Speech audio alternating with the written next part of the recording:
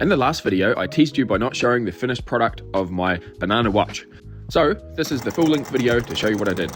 I bought a blank dial from AliExpress. I used a 100-watt fibre laser to laser engrave my own design onto this. This is what a blank dial looks like.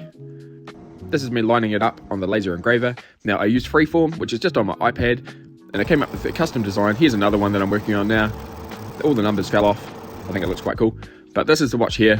This is what I teased on the last video. Stopped it here. So now that I've got the watch face ready, I've got to put my movement on and get the hands in place. Should I use this watch?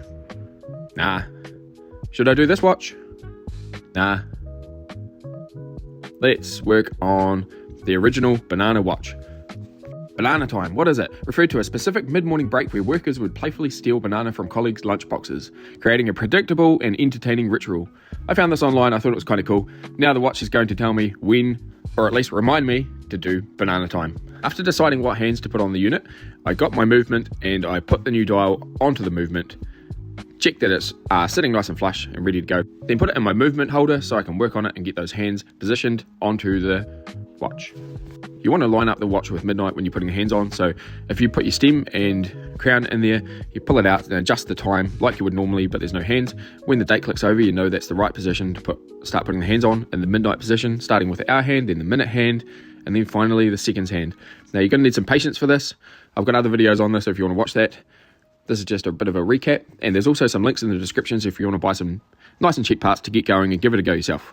Now the second hand is very tricky. I always turn it on a bit of an angle so I can see it better, line it up, and then press it on using a hand presser tool. There's different variations of these. This is a cheap one, just a little pen-like device to push it on. Then you rotate it around and check that everything works properly. And the beauty about this is anyone can do it and give it a go, and it doesn't cost a lot of money, and it's a great way to get yourself a cool custom watch that nobody else in the world has, especially if you're making your own dials. Now, fitting the movement back inside the case, it's looking pretty awesome. Put in my lubricated gasket, and then rear case with window, and screw it on by hand, and then use the case opening ball to do it up nice and tight. Now I can put my crown and stem back in. I've already cut this one down because I've used this watch before. I like swapping the bits and pieces out of it. In my other videos, I talk about that a bit more. It can be tricky. I always buy extra stems, extra hands when I'm doing these sort of things, so that if I mess one up, then I've got a spare to carry on. What do you think of this watch, guys? I think it looks pretty cool. And now it's ready for banana time. Again, nobody else has a banana time watch. Not like this, not that I know of.